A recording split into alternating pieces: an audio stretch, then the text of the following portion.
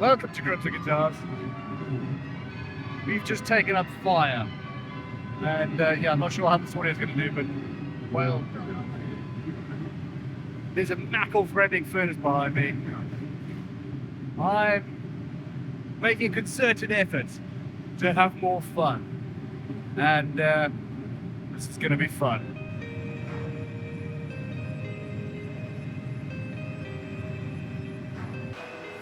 The important thing in life as a craftsperson, in life as a maker, is not just to be open to inspiration from crafts, from makers outside of your own discipline.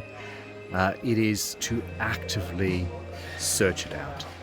It's to find things that you can then take from other makers and other artists at the top of their game to then use to inspire and inform and help what you create. And hey, I'm here at the John Taylor Bell Foundry, filling my boots. This is the actual main kind of moulding material for all the... So it's oil sand, casting sand? Yeah, effectively, yeah. Burnt to a crisp red sand. 10 feet deep? Yeah. So what's the reason to have it so deep? Just capacity. This is the remnants of casting. So when the mould's ready, which I've got some ready up there that I can show you, and it's all closed, we then dig out sort of a square diameter, like a square box, effectively, and the whole thing, as that one is there, mouth down, the whole sort of mould gets lowered into the floor and then buried up sort of just below its shoulder. But the only thing we worry about with the grain structure is making sure that it's as big as possible. Yeah. So the slower we can cool it, the better it sounds. But yeah, so all of these cases are all original. These were made specifically for here, and they're still doing the same job that you know they were made for, sort of in the late 1800s. So you don't need to make new. No, all of these cases can make a variety of different different diameter bells. So all we have to do is what you can see in them at the minute is old bells, lots of old bell moulds that have been cast. So we'll then, if we need another one, we just simply measure what diameter that is compared to what size bell we need. Oh yeah, that case will fit. Knock out all that old lining back to the bare iron and start again. They're what we call the core plates. So each of those corresponds to one of these, and we've got sort of little ones, various sizes, and they're what we build the inside profile on. So these cases then get lowered over the top of the core, sort of like that. And then there's a cavity in between. So it is a two-part process. Yeah. It's just not mold like one, mold two. It's not like conventional casting where you do it together. Yeah. It's the two halves never meet until we come to cast. And the silver finish is purely as like a release agent. Yeah. So that when we cast it, the molten metal doesn't stick to that. But how do you make the decoration? How do you do all of this then? So we've got like glass, like stamps, forms and whatnot. It's sort of done down with different sizes of lettering, away from... God, this gives me... We can do sort of any language as well. So you're restoring or remaking bells from the 1200s. Oh yeah, at times. Yeah. So once it gets past a certain age, because of its its age, you can't get rid of it. So we wouldn't be allowed to smash it up or anything. Yeah. But we can, we replace them, and then if they're really old enough, they'll go on display, things like that. But the amount of times we've seen bells that have come in that they've seen civil wars, or certainly the English Civil War and things like that. It's phenomenal. Because we're stamping, so if you notice, the lettering has to be backwards. Yeah, absolutely. So that's what it's supposed to read when it's cast, but to actually stamp it, it's got to be that way, which is even worse. Orders of magnitude more confusing. Have it out like that, and he'd individually turn them round. I said, well, just use a light box. And then you can just put it down over it, and it shows you exactly. Yeah, and this is how you got the job.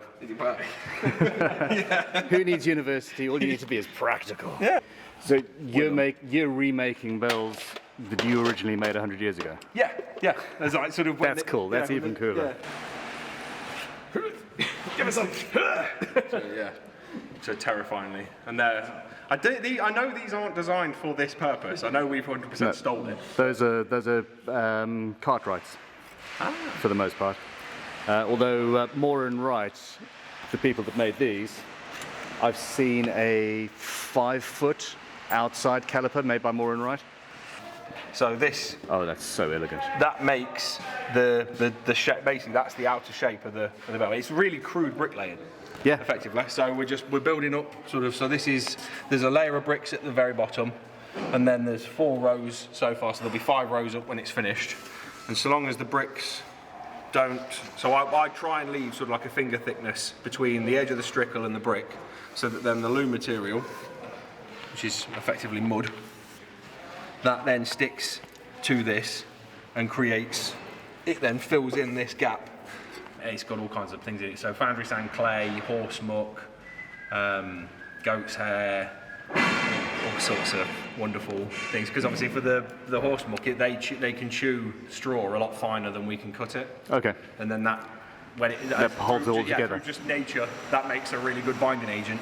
The stuff that we actually stamp into, that's got bone gum in it. Which is, I'd never ever worked with or even heard of until I started here. So, and I think it's used primarily in violin restoration. Like as the bone meal? No, bone gum. It's like a bone gum. Yeah, it's literally like rendered down sort of animal bones into a liquid. And then I used to build violins, and I don't know what he's talking about. That makes me sound like a nutcase. So with custom decoration, this is going on a bell in Sri Lanka. Is this something that you get hand carved? Yeah. I'm assuming using CNC machines and stuff like that. Some stuff we can, some stuff we can use for CNC, but things like this on a curve, not a chance. Yeah, so that's been hand carved from an image that provided to us. I've given them the size that I need, relative, because there's no point in making it that big if the bell's half its size, and then that gets produced for us, and then now with that we can make infinite copies. That's from Hell's Bell. Yep. Okay. I want that in my museum. That could be fun for the Dorset Guitar Museum. So you what, 6'3", Yeah, I'm 6 foot. That's the biggest one I've used, and that made a 6'9" diameter bell. So when that's on its side, as you saw the cases for the lettering, I could stand on I could stand inside the mould at the bottom, and I had head space. I had clear, headroom. And that was a cast weight of I think about 16.8 tons or something like that. And that's the core thing. That's the base plate for it. Okay, no, say that again. This is the base plate for the largest bell in the UK, which was for St Paul's Cathedral, which I think was 16.8 tons. And the case, the case, it's one of these matched that diameter, which gives you a sense of just how massive. I'd love to say for reference I'm 6 foot, but I'm down. Yeah, so he's a good 6'9". Yeah, make it. Actually see the old someone's chalk. Oh yeah, from the first time. Day 2. It's cold in here.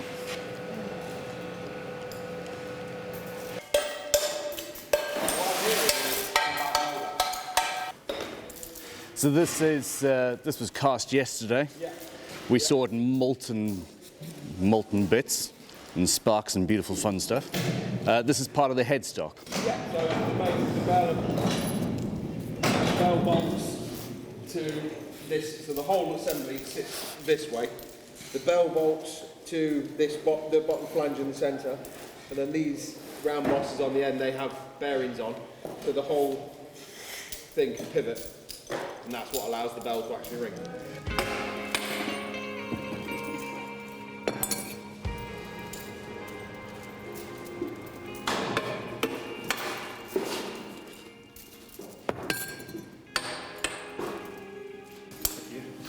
You can feel the fact that they can feel it's still quite warm. Yeah, that's still very warm.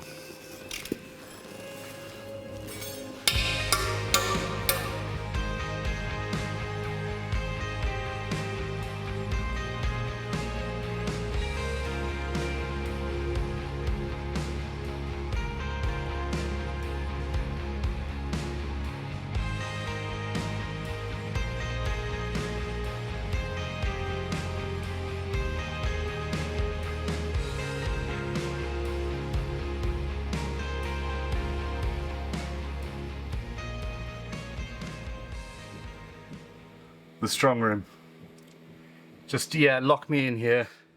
There's enough air. Oh, ho, ho, ho, ho. That's what I'm talking about. I want that on the guitar. Yeah. Ink drawings on waxed linen. Yes. So not only are you guys, you're essentially replacing, recasting bells in the towers, but you have to have the architectural drawings of the towers in order to be able to do it properly. Yes. Which actually means that, you know, here we've got the records for many of the bell towers, not only in the country, in the world, for all of these people currently raising money to restore them. So if that's you and you don't know, get in touch with John Taylor, Bell Foundry. 1934 this one, and we've got drawers and drawers and drawers.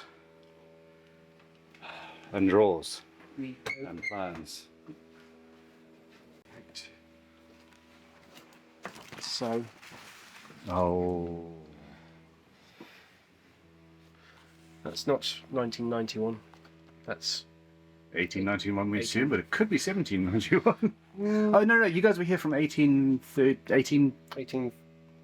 1859. It was on a sign I photographed about 5 minutes ago, and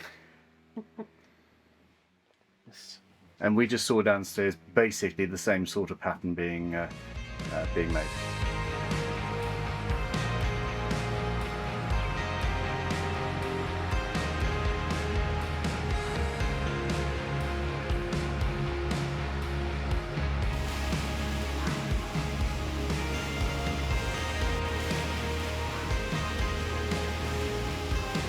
Okay, so yeah, what is it that you do in the woodshop? Headstocks, or is it more than headstocks? Quite a lot, really. Our sort of signature item is bell wheels. So you restore as well as build from Yes. new? Okay. If we'll have wheels come in that are several hundred years old, and we can, as long as the spokes themselves are intact, we can repair and replace pieces as needed. All right. So you spend a lot of time playing with steam. Yes. This is our steam plant. So it will put steam, I think, copper bar into this pipe, which across the course of 4 hours will make the wood pliable enough to bend, at which point we'll force it into one of these jigs here, as you can see. Once that's been left 24 hours, that will retain its new shape, allowing us to make a wheel out of it. So that's essentially the edge of it. The bell is mounted to a headstock, and that's its rotational axis. Mm-hmm.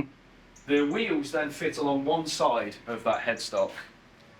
Okay, and that's what your rope goes on to Yes. pull and create the That rotation. creates the lever that rotates the bell. And is the headstock fixed in there? So every time this moves, the bell moves, or are there multiple? So the headstock itself has a cast iron flange, and these are bolted to it. And So nothing actually moves in the headstock to ring the bell, other than the fact that the there's bell a is. clapper inside the actual bell itself. So the clapper's the only thing swing that's. into it Yeah. rather than anything else. They're due for scrapping. Okay, to be honest don't with you. chuck them in my van.